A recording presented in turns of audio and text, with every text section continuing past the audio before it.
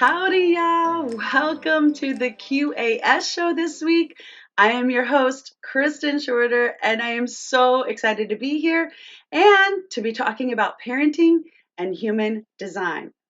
Go ahead and let me know in the comments where you're tuning in from because I love seeing where everyone's tuning in from. I'm in Texas, y'all, so go ahead and let me know where y'all are. While you're doing that, I'm going to go ahead and get my slides ready. Okay, so the slides are now pulled up.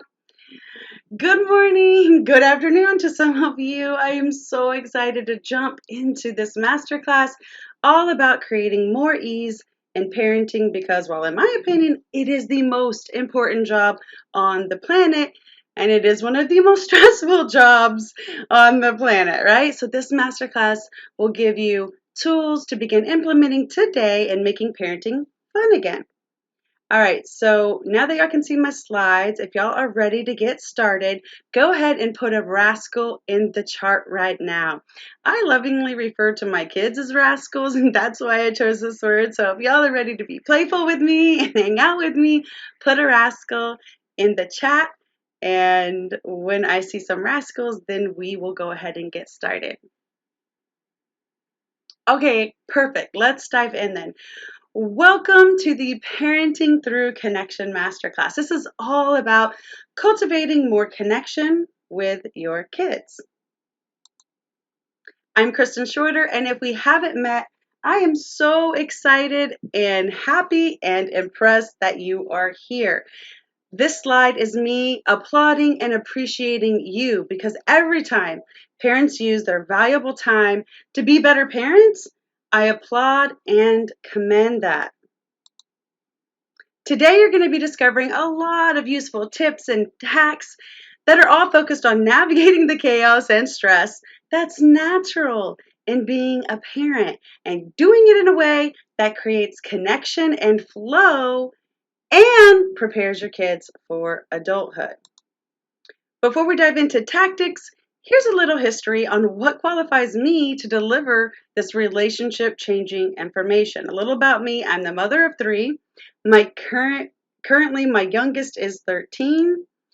What I typically don't share is that when I got divorced, I was living in a woman's shelter with my three kids.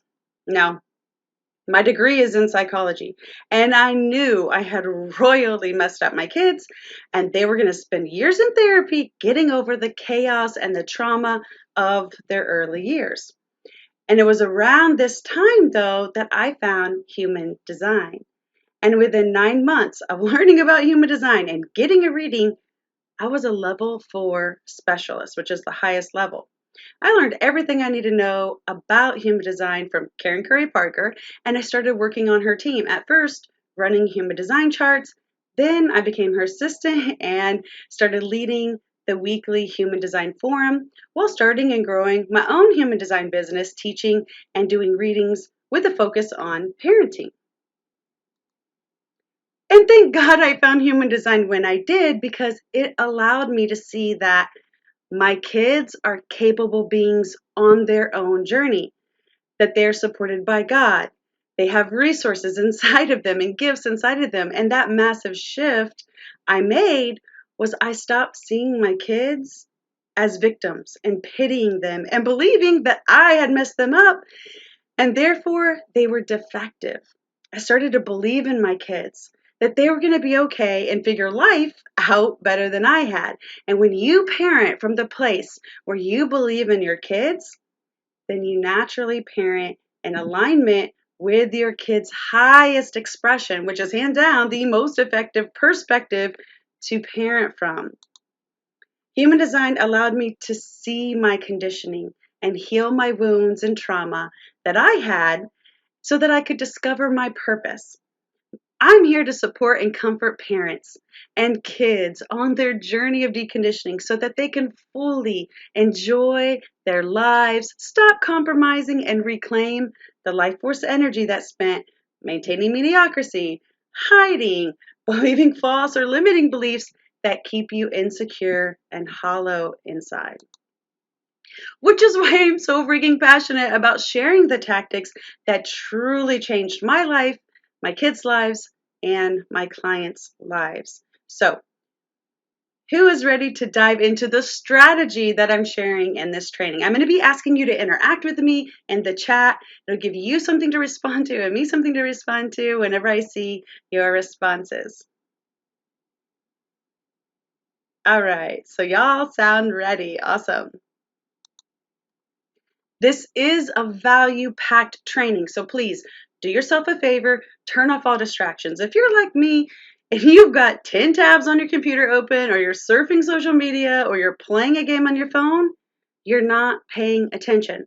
So please make sure that you exit out of all distractions, shut down those tabs, hide your phone, and really pay attention, because this will change your life and your kids' life if you truly understand it. All right, so let's get started. If you're like me, you're looking to be a better parent. Maybe you're one of those moms and dads who know that being a parent is one of the greatest blessings that life can give us. And maybe even though you know what a blessing it can be, you're struggling when it comes to parenting. You know that parenting is a responsibility that can also require us to understand that we are not born perfect parents. Why is this important? I'm going to share why, and frankly, it's disturbing.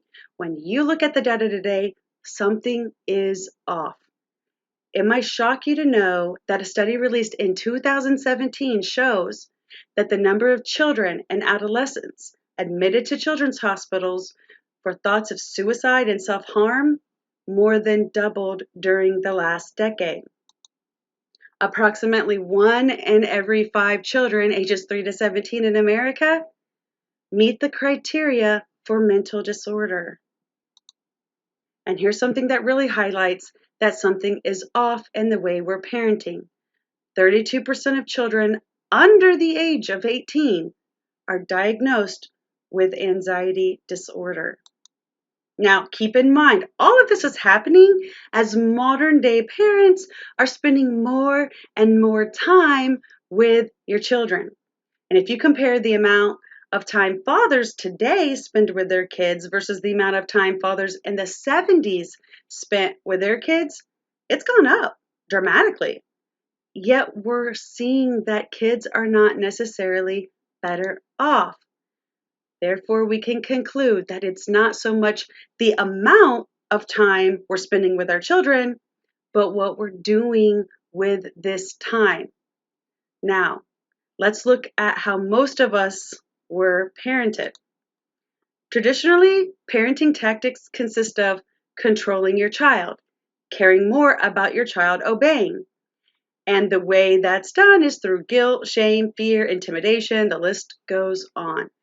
What we're seeing in today's generation is that these traditional parenting tactics are causing so much disconnect and stress that our kids' mental health is suffering. Here's the truth. You have to update your parenting skills. If you keep parenting the way your parents did, it ain't going to work. The world is changing rapidly from generation to generation. And as a parent, you owe it to your kids to get educated and to learn how to stop the stress and the disconnect so that you can have a positive impact on your child's mental health. To teach your child to trust their inner knowing and feel valuable from within so that their locus of control comes from within, not outside themselves, where they become codependent people pleasers that never fully discover themselves. So I want to check in. How is this resonating with y'all? Let me know in the chat.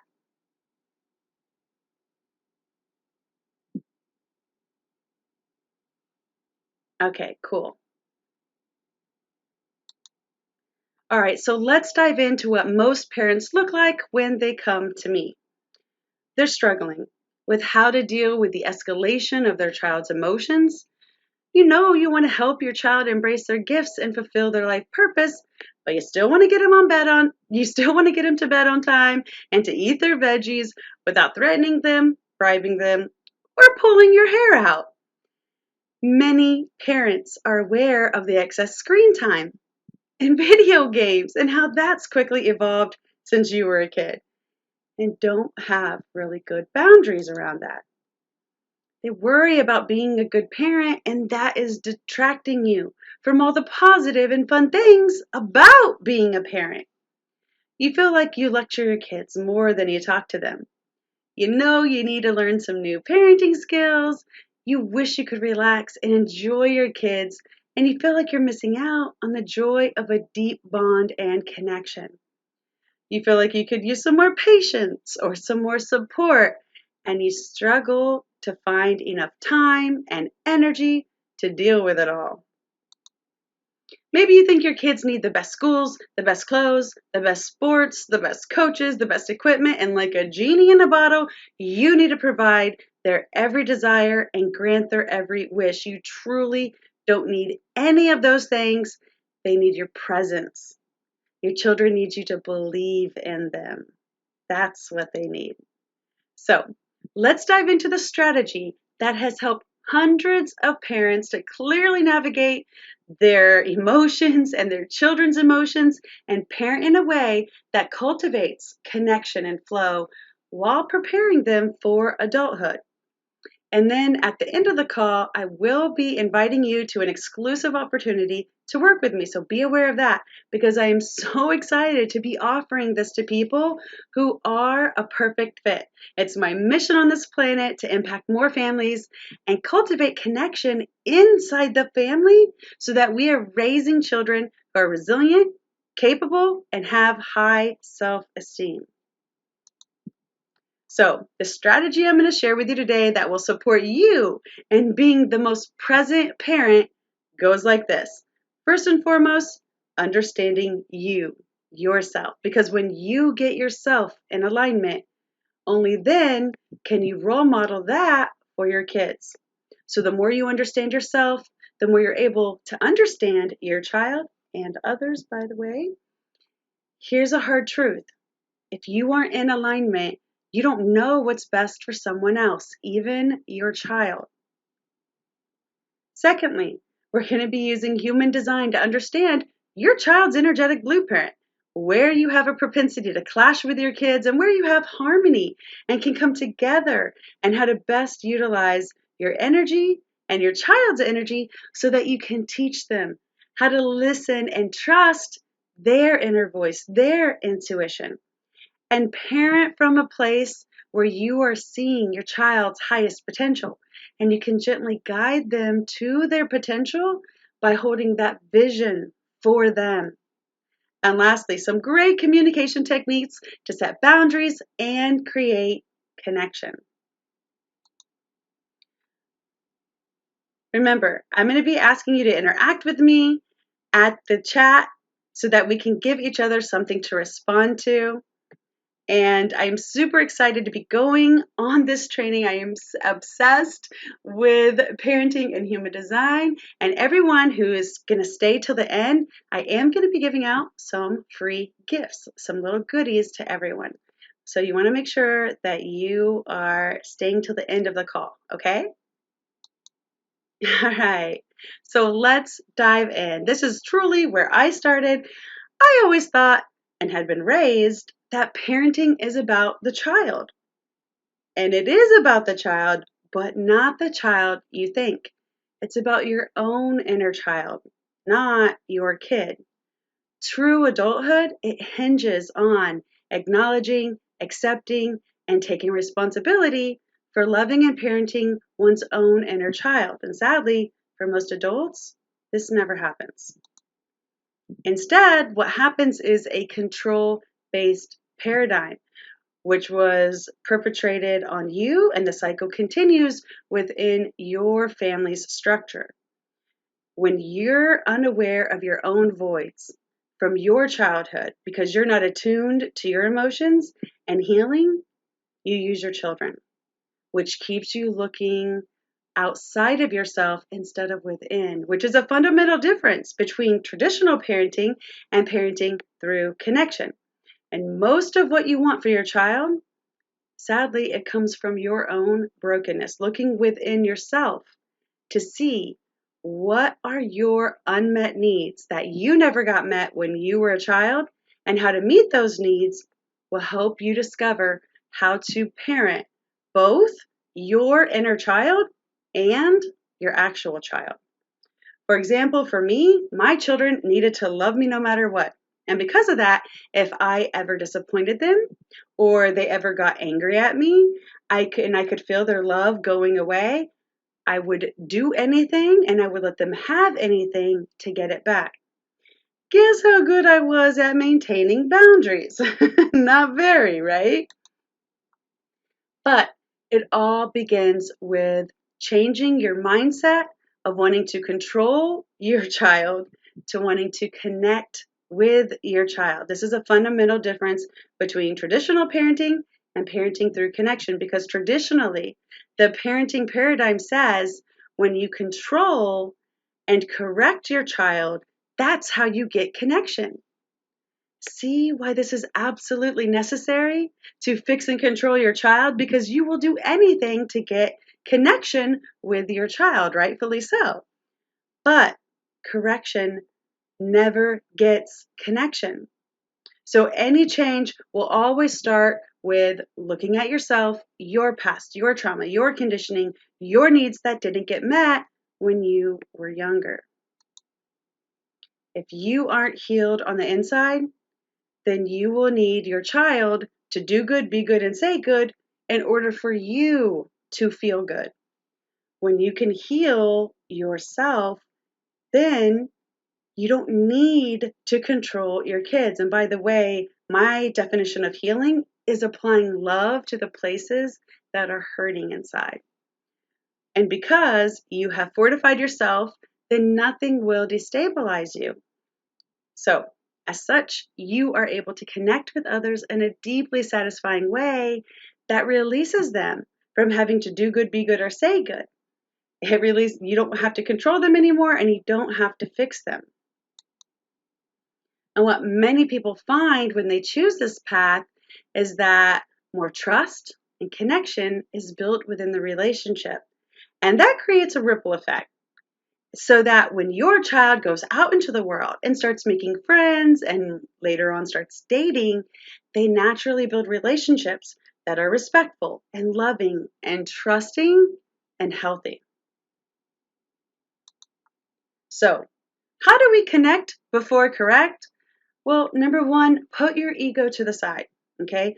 Secondly, stop labeling your child as good or bad, because the minute you judge your child, you have to fix them and control them, which creates a deep disconnect within the relationship. And what you label as bad is probably them just being human. Third, be open and consciously attuned to your child by asking, what's going on with them to behave or respond this way? And lastly, here's something that might surprise you. Stop wanting your child to be happy. What if I told you the desire to want your kids to be happy is actually causing anxiety and stress? Now, that may seem paradoxical, but our obsession with happiness creates unhappiness. When you're in resistance to your child's experience of unhappiness, you create dysfunction and disconnection, stress. Okay? Let me explain. Okay? Imagine this. You and your child are at a park, swinging, playing, and now it's time to go.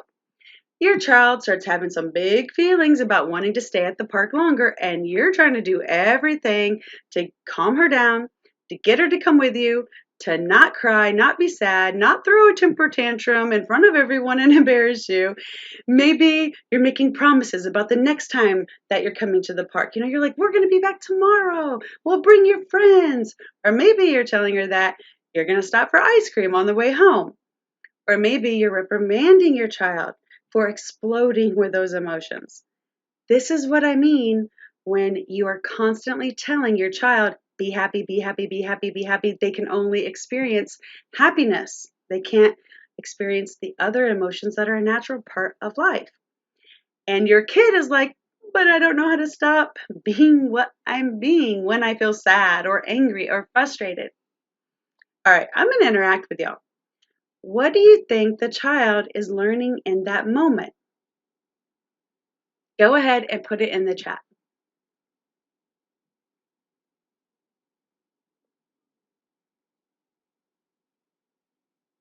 Right, your child is learning that it's not okay for them to be upset, right? It's not okay for them to be whatever they're being. Now, it's natural to want your kids to be happy, but instead, want your child to experience their present moment fully. When you take away the idea that you want your child to only be happy, then you're willing to accept the fact that, y'all, life is painful. And you can then teach and trust your child to deal with disappointment, which is a very valuable skill. And I'm going to interact with everyone, okay? Has anyone on the call today, have you ever had a painful experience? Go ahead and type it in the chat.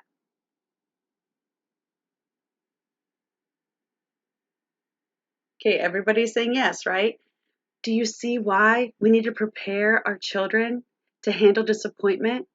Because when they learn to do that, then joy comes naturally. You don't have to go searching for it.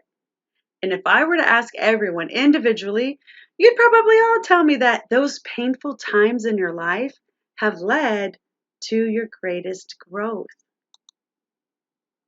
So instead of setting up your children to only wanting to be happy and experience happy feelings, set them up for wanting life as it is. When you remove the pressure that life should always be happy, then we begin to accept life as it is, and we become friends with life. And it removes a lot of that pressure to be something you're not or feel something you don't. All right, so I want to interact with y'all again. What do y'all do when your child is sad, angry, disappointed? This is a great way for us to share information on the call. So go ahead and type in there and let me know what y'all do and how y'all handle that. All right, got some good stuff here. First, we need to honor our kids for where they're at. It's natural when you face disappointment that an emotion will come up, and it ain't going to be a happy one. Let's say, for example, you're sad, you're disappointed, you're angry, and your friend is telling you, well, here's what you should have done, or next time you need to do this. When your friend or your partner is trying to fix you and give you instruction on what you should have done, it dismisses how you feel, and it doesn't help. Instead, it makes you feel more alone, which causes all the anxiety that the kids are having because they don't know how to navigate their emotions alone. They're not being taught that. Sadly, most parents were emotionally abandoned as children and are perpetrating that on their kids. All of us want to be honored for where we are, but when we see others having big feelings, it scares us because it triggers our own suppressed emotions and we don't know how to deal with those. We don't like uncomfortable feelings. So we want to erase it, deny it, and fix it as fast as we can. But the beauty of feelings is that they become the portal for growth. They have a message inside of them, a gift, but only when you have the courage to face them. When you run away from big feelings, you miss an opportunity to grow and build character. And when your children experience their tears, when they experience their frustrations, and you honor your child and show your child that they can express and experience their emotions fully, they actually become resilient naturally without the parent having to do or fix anything. When you stop your child's emotional expression, you invalidate their emotions, which causes all the anxiety the kids are having because they don't know how to be with their sadness or emotions. They don't know how to handle disappointment and pain. That's a natural part of life. When you cut off your short your child's emotional expression, you stop teaching your child to deal with their emotions. Now, to be clear, I'm not saying let your child go wild, but I've seen the difference between when a child has a space and a healthy outlet to express their emotions.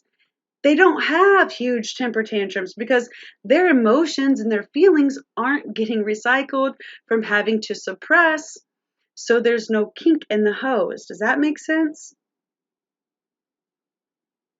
All right, let's talk about what to do instead. As the parent, witness your child's emotion. Don't become your child's emotion. When you catch yourself trying to fix or control the pain your child is in, instead, allow your child to learn from that pain. Every emotion has a message. The pain is a teacher, a friend, a portal for growth and awakening. When you let your child experience their pain, then the emotion passes. But if you rescue and move too quickly into soothing or over explaining, then the child will suppress the feeling and they don't share their feelings authentically with you, which creates a disconnect in the relationship. Because they learn that they're not allowed to have those feelings, it'll show up later on as hiding, lying, resentment, depression, rage, addiction. The list goes on. Allowing the feeling your child is having to show up as it is without you getting overwhelmed by your child's emotions can only happen when you, the parent, are whole and confident within yourself. That you don't make your child's experience personal. And instead, you teach your child how to have the courage to face emotions and trust them to deal with disappointments. To become a conscious parent, we need to leave behind the old paradigm that we need to raise the kid and realize it starts with you, the parent. We need to learn to parent ourselves. When you parent yourself consciously and become whole from within, only then do you raise the most self-worthy, capable, self-confident, resilient child possible. And here's feedback from one of my clients who learned to navigate her own triggers and unhealed trauma. She talks about how she signed up for my parenting coaching program at the perfect time, and she helped me navigate my own triggers and unhealed trauma that was standing in the way of my own tuition when it comes to parenting. I'm very thankful for my time with Kristin. I will use her again in the future and highly recommend her to anyone interested in becoming a more authentic and effective parent. All right, now let's dive into human design. When you think of human design, think of Myers-Briggs meets astrology. It's a system that explains how you were built energetically and how to best respond to the world. Human design is based on your birthday, birth time, birthplace. It's a logical system that brings together principles of the Chinese I Ching, the Judaic Kabbalah, the Hindu chakra system, astrology, and quantum physics. On the most practical level, human design shows you where and how to access your body's consciousness as a decision-making tool, and ultimately, how to live as your true self. Human design offers a map or a manual that indicates how you are unique as a person and guides you in living in a manner that is in sync with who you are. When you live in alignment with your true nature, you begin to experience a level of comfort and confidence and acceptance for who you are instead of chasing who you're not. And you're able to live out your real purpose in the world. You all have your own purpose that you're designed to live out. Your own gifts and magic, and you are here to bring to the world. No one else can do that but you, and these unfold naturally when you use your energy correctly. Human design provides two main sets of tools called strategy and authority. Today we live in an age of information overload, which can be both interesting and overwhelming at the same time. It can be a challenge to know how to move through the world and what things to engage in. Unfortunately, we end up chasing and using our energy for the wrong things. Strategy and authority help you make decisions that are most in line with who you are, which will ultimately lead you in the direction that is right for you. When you operate with your body's natural energies instead of against them, you experience less resistance in your body and your life. We also have a tendency to make decisions from our mind, bypassing your body's unique intelligence. This is where being present really comes in. The mind can ponder many interesting and inspiring ideas that we enjoy reflecting on. We use it when we're sharing ideas and perspectives with others.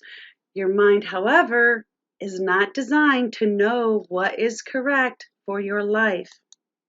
In human design, we say the mind is like the passenger in a car. Its correct role is to sit back and enjoy the ride and observe how your body reacts to the environment and to people. The human design system's tools help mind be comfortable in the back seat, observing and not coming up with solutions and decisions. And over time, as you experiment with them, your mind can observe and enjoy your life instead of trying to run your life. In human design, there are 9 energy centers that are taking in energy and putting out energy. These energy hubs transmute our life force energy. And a center on your body graph is defined or colored in, it's fixed. It's reliable in the way in which it functions and operates. And it is putting energy out into the world. Whereas the centers on your chart that are white are open or undefined, and they play a major role in conditioning. So we want to talk about these for a sec, all right? An undefined center is a place where we are most vulnerable to conditioning and outside influences, meaning we can easily be persuaded or influenced by others through these open centers. Let's look at the root center as an example at the bottom of this picture. The root center, it's a pressure center. It's associated with the adrenal system and the production of stress hormones. It's also a source of fuel when it's defined. When it's open, it's a source of physical pressure. What that looks like in the open root center is other people can easily put pressure on you to do things you don't want to do. Every open center is asking a question when it's being conditioned. The open root center is, am I trying to get things done to get rid of the pressure? It can also look like you telling yourself, I have to fill in the blank, right? I have to do this. I have to rush. I have to get this done. And you are frantically taking action from the conditioning of your open root. Now, I have an open root. And when I'm being run by my open root center, I am rushing around at Mach speed, probably talking too fast or driving too fast or completing a 6-week project in 6 days. The amplified pressure in my body is very uncomfortable. So I want to get rid of it as fast as possible. My mind will try to figure out how to get rid of the pressure by making up a story that says, if I move faster and get that thing done, that pressure will go away. And it's such a joke because that pressure always comes back. The pressure in and of itself, it's not a problem. But when I attach mental stories to it and believe those stories, my energy is all over the place. Constantly acting on this amplified pressure results in accidents, serious energetic burnout, adrenal fatigue, anyone? And overall poor decision making. So what do you do with an open root when you feel that pressure? Well, first, you observe when you're feeling pressured. This is simple, but not easy. It takes awareness and practice to notice how stress functions in your body and not take any action from that. Only then can you discern how to use that energy properly and you become wise about pressure and stress. By observing or noticing the mental dialogue we experience rather than acting on it, we change our relationship to it. This is the beauty of quantum. When we are in observing mode instead of fixing mode, something completely new emerges and we become more aware and able to see everything in a new way. When you apply human design to parenting, you get to see what your child's energy consists of. You get to discover your child's life purpose and how they're designed to make decisions in the world. I explain each human design type strategy and authority in the supplemental videos that you got when you signed up. And if you need them, go ahead and let me know in the chat and I'll make sure to get those resources to you.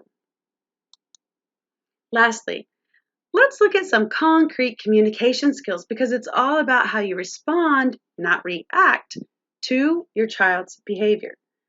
And by the way, all behavior is a form of communication. So this technique is really simple and it needs to be simple or I won't use it. When it comes to communication, you can classify all communication into two categories. One, a loving response, or two, a cry for help. Now, I'm going to interact with y'all now, okay? When your child is yelling, pulling your hair, hitting their siblings, acting out in some way, is that a loving response or a cry for help? I'm going to give y'all a second to post in the chat. All right, exactly, a cry for help. How easy was that? Come on, y'all, that was easy, right? Now, most kids don't have the language to articulate what's going on with them. And to be frank, they may not even know what's going on with them. I mean, sometimes adults don't even know what's going on with them. And if you respond to your child by punishing them, judging them, criticizing them, fixing them, lecturing them, or moving too quickly into reassurance and explanation, are you responding with a loving response or a cry for help? Go ahead and post it in the chat. I'm going to give y'all a second to do that. Right. A cry for help. Exactly. Y'all are getting this. And if you are both crying for help, who's going to get help? No one. Okay, so here's a harder one. For example, when your child is sad because they can't play with their friends, and we all have heard this because of the COVID restrictions, your kids are saying, I want to see my friends and I can't see my friends. And then you respond with, let's say, you tell your child, it's okay, honey, don't be sad. Let me call and see which friends can play. And you set up a play date for your child. Is that a cry for help or a loving response? Go ahead and put it in the chat.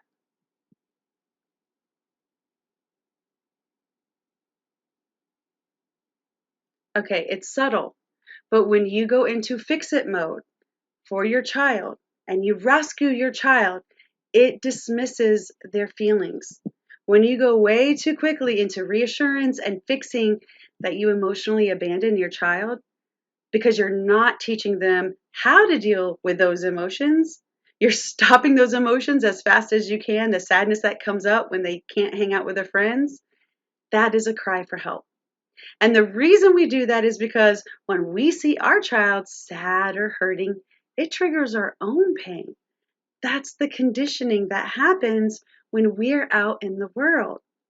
And observing the conditioning without taking action and rescuing your child is key. So what do we do instead? Instead, go into compassion. When you look at the root word of compassion, it's Latin. Co means with, and passion is to suffer. With suffering. When you're with others in their suffering, you're bonding. When you go into fix-it mode, you're telling the person, hey, I cannot be with you in your suffering, therefore you need to do this alone. A way to respond to this example is to validate what your child is feeling. If your child is whining and you're asking them, is that your sad voice or your mad voice? Or it sounds like you're sad. It sounds like you're frustrated. It sounds like you're bored. Or if they're telling you, I'm sad about not being able to see my friends, and you say, well, that doesn't feel good. Or that must be really painful. Tell me more. Yeah, I hear you. It really sucks that you can't see your friends. I hate it whenever I can't hang out with my friends, so I can imagine how you're feeling. Let them feel sad to release their emotions instead of immediately going into, it's okay, honey, don't be sad.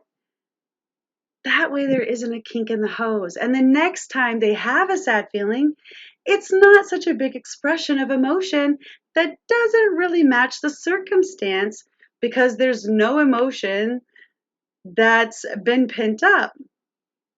When you allow emotions to come up without suppressing it, shaming it, over reassuring it, over explaining it, the feeling just moves through. And then, here's a really important part, the person can find a solution on their own and ask for what they need. They come up with their own solution, which is so much more powerful than you trying to come up with a solution for your child. When your child can fix their own problems, they feel confident and courageous. And you begin to trust your child because you see how capable they are. I'm going to share a story of what this looks like in my family. One day I'm hanging out with one of my sons, and out of the blue, he tells me, Mom, you love Emerson more than me. Now, Emerson is his older brother. And the old me would have gotten really defensive about that and told him how preposterous that was and proved to him over and over again until he admitted that I am a fair and just parent, that he is wrong. And had I responded that way, would I be giving him a loving response or my own cry for help? I think that one's obvious, right? Yes, a cry for help, exactly. But the more experienced present me knows that instead of getting defensive, my son needs me. And I want to be there for him in a healthy way that doesn't stunt his emotional or spiritual growth or shames his expression or overprotects him. So I said, wow, that must really hurt. Then stop talking. And then he said, yeah. And then I asked him, because his dad and I are divorced, well, what about when you're at dad's?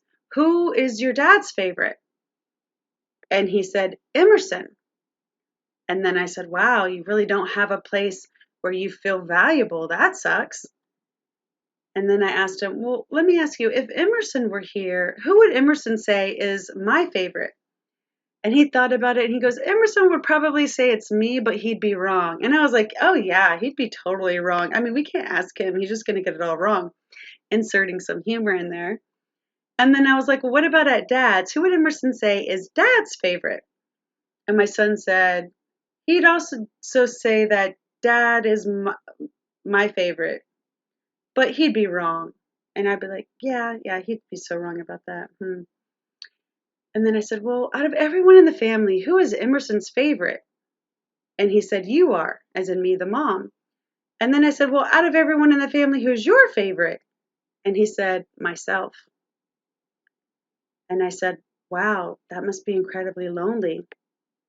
And he took my arm and he pulled it over him. So I was just holding him, giving him a hug. I didn't say anything else. I just held him in his pain. And after a few moments, he let go and he was like, well, do you want me to go to the store with you? This boy is 13 years old and he does not like hanging out with mom. So any chance I get to hang out with him, even if it's running an errand, I just say yes. I was like, yes, get in the car. Let's leave now. I did not want to miss this opportunity.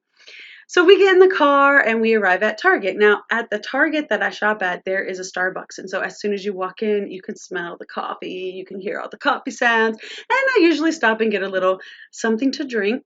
And he stops me and he's like, well, Mom, what coffee are you going to get? And I was like, oh no, baby, I'm not going to get a coffee because I did not want him to start complaining and being like, Mom, you're taking too long or this, that, and the other. And so I was like, no, I'm not going to get anything, babe. And he goes, well, no, I'm going to buy it. He pulls out a $10 bill. Okay. He wants to buy me a drink at Starbucks with his own money. He wants to be in close proximity to me. This is not a kid that's mad at me. Why is that? Put it in the chat. I want to make sure that y'all are getting this.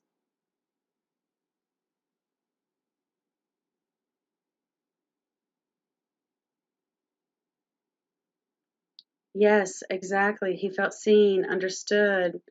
I let him express his emotions without blaming him or judging him. Now, I get asked the question all the time, what's the difference between sympathy and compassion? So you just got an example of compassion. Sympathy is you feeling bad or triggered, or you get defensive and it activates your defense mechanisms. And what this typically looks like is you pity your child, you feel like you messed your child up and then now they're not effective. You see your child as a victim who needs to be rescued. You see your child as defective in some way and needs to be fixed. And it teaches your child to suppress what they're feeling because they don't know how to deal with this pain alone. And they see that when they get upset, it also upsets mom. And mom can't hold that space for them, or dad, and dad kind of either gets upset also or leaves. And it typically ends up with you both crying for help. So instead, allow your child an opportunity to grow some character, to fix themselves.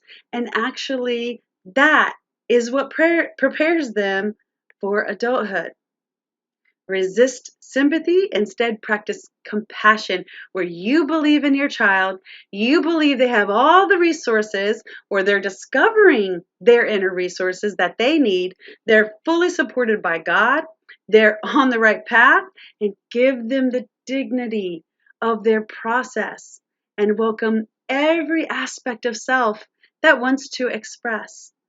Letting your kids express within healthy boundaries actually increases their self-esteem and makes them more capable. So, through my journey, I've learned how to parent the way that I wish my parents would have parented me. Emotionally attuned, connected, empowered, present, listening, trusting my body's intelligence and my intuition. But it took me looking at myself in a deeper way, and quantum human design was the tool that allowed me to do that. When I got divorced, my daughter was 9 years old, and I went through a massive paradigm shift that woke me up and started me on a journey to being a better parent. When my daughter was around 13 years old, she had witnessed my transformation, and she told me something that always stayed with me. She wished that the mom I had become, that I was that mom for her when she was younger. And y'all, that is the one thing I cannot change. Time. I can't give her the mom she deserved when she was younger. And we were both sad together. But y'all, that sadness was a good thing because it motivated me. It showed me that I need to continue on this path. I need to keep improving and being a better mom. Raising a child is one of the most incredible opportunities we get as human beings, but it's such an important opportunity. Why is it that we don't actually invest in becoming the best parent we can be? For those of you who want to stop here, I respect that. I honor you. I gave you my best. You have information you can begin to implement today to make a positive impact on your family. And for those that want to go deeper, you are in for a massive shift in your life. And your kids are going to be so rewarded for it. Your life and the connection between you and your child would be so different because you chose to go down this journey. Just because we're able to make a kid doesn't mean we're naturally amazing parents, right? Now, the biological part, that is natural, but the emotional attunement takes a lot of development, a lot of raising of your own consciousness. You have to learn some skills, and that's why I do the work I do. Here's a testimonial from a client who learned to connect before correct and changed her connection with her daughter because she chose to go down this journey. She says, my daughter was vaping and not taking care of herself. Kristin helped me develop a plan to address all the issues and my concerns that my daughter and I were able to implement together with her full cooperation. She is now vape free and is doing a much better job taking care of herself, and we have a stronger relationship of trust and connection. Our modern world, it's too complex to just assume that you know it all. It's changing too fast to assume that what your parents did is the answer forward for your child. What I've learned from my mistakes is that as a parent, you owe it to your kids to get educated, to learn how to connect and emotionally attune with your child's essence, and teach them to trust their inner knowing so that their locus of control comes from within. And time is of the essence. Every year, your child's getting older and older until they move out, and you're not going to have as deep an influence on their lives as you do now. So while you still can have that influence, let's do it right. Again, if you want to stop here, I honor you for this time. I have some free gifts for y'all. So thank y'all for staying to the end. I am going to put those in the chat. And for those that want to go deeper, let's raise the most self-worthy, capable, self-confident, resilient child possible. Now, I want to share what the Parenting Through Connection Blueprint is. This is not a pre-recorded class.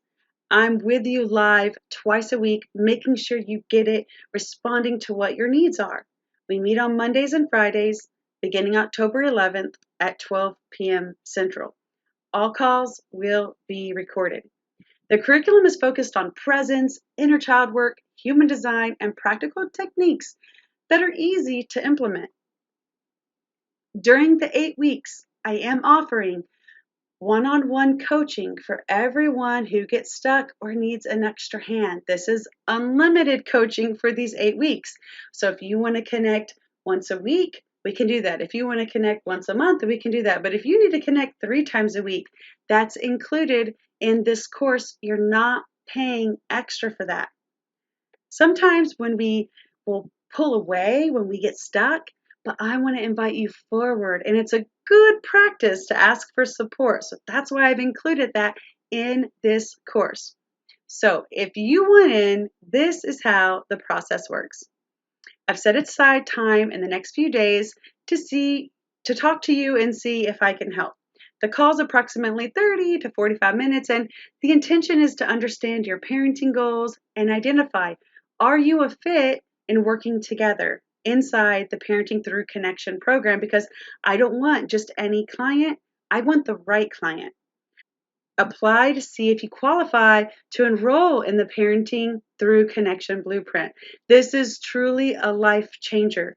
You get access to what I've used to transform my life, my kids' lives, and my clients' lives, the systems, the processes, everything. You get access to me guiding you through this journey. This is what I know to be true. I would not be where I am today without investing and working with the people who were where I wanted to be. So where do you want to be in a year? Because if you don't invest in your growth, there's a good chance you will be in the same position that you are a year from now. And I'm speaking from personal experience because I wish I would have invested sooner in my growth, because when I did, magic happened. Here's another testimonial from a client who enjoyed the practical advice that she learned. On a scale from 1 to 10, how would you rate what you learned from me? She said a 10. What was the most impactful part of our sessions? She said there were many impactful parts. If I had to choose, I think the most impactful part of our session was the practical advice on how to address certain issues with my daughter in a way that maintains the relationship, how to create space for accountability and boundaries while also remaining connected. The next most impactful part was realizing and healing my own triggers in dealing with my ex-husband and father of my kids so that we can work together in parenting our kids. My ex-husband has a lot of his own unhealed trauma, which causes him to be very difficult to interact with. But healing my own triggers and unhealed trauma allows me to work with and around his unhealed trauma. It's not perfect and is still difficult to work with. However, we are working together at about 40% after working with you. Prior to that, we were at 0. And here's another testimonial. Someone who booked a call with me, Brianna said, "You are amazing. Thank you so much for all of the time, patience, and incredible insight you gave me last night. I seriously was not expecting anything like that, and I'm so grateful. After all the years of work that I have done, I learned so much about myself and trying to help my son. If you can do that in one conversation, I'm even more excited to embark on this journey with you. You have a gift." Okay, y'all, so that is the parenting through connection blueprint. If anyone has any questions, put them in the chat or the comments. Email me, sign up to speak with me. Maybe all you need is one insight, and you get that insight and you're good, you're set. Maybe you realize you need some one-on-one coaching, or taking the course is going to be really valuable for you and your family. Whatever it is, hop on a call and let's just talk it out. Let's brainstorm together. All right, I love y'all. Y'all are so amazing. Thank y'all for being here, and I will see you soon. Mwah.